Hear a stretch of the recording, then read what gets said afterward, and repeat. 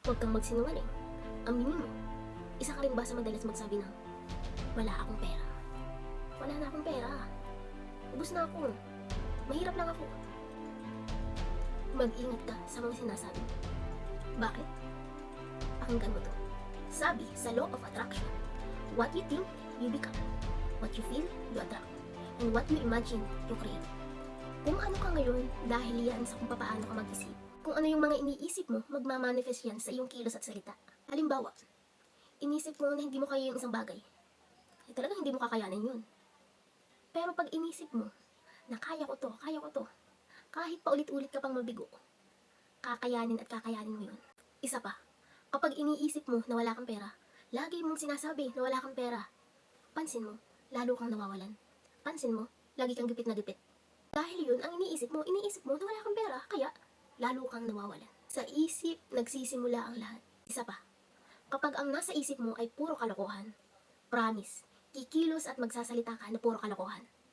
Tama ba? Lalayo sa'yo yung mga tao at lalapitan ka ng mga taong kagaya mo mag-isip. Isa pang halimbawa, sa eskwelahan, pansin mo, magkakagrupo yung mga matatalino at ibang grupo naman yung mga bulakbol. Bakit?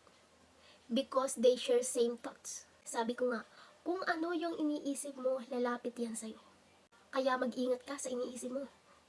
Maganda ba yan o hindi? Kasi maa-attract mo yan. Kung ang iniisip mo ay mga positibong bagay, mga positive na bagay, lalapit yan sa'yo.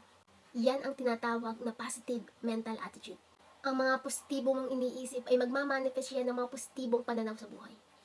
Sa kilos, sa pananalita, sa pananamit, lahat-lahat na.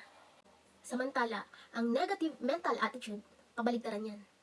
And mostly, karamihan sa ating mga tao, lalo na sa ating mga Pilipino, yan ang mindset. Madalas nating sinasabing, wala akong pera. Mahirap lang ako.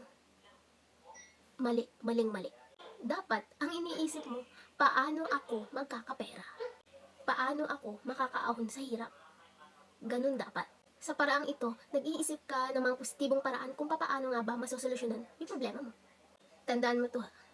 Positive mental attitude attracts positive results. Sabi nga ni Henry Ford, whether you think you can or you think you can, you're right. Ibig sabihin, if you think you can succeed, you're most likely to find ways to make it happen. But if you believe you can't, you might not even try or put in the effort needed to succeed. It's all about the power of positive thinking and how it can impact your actions and outcomes. Nagets nyo ba?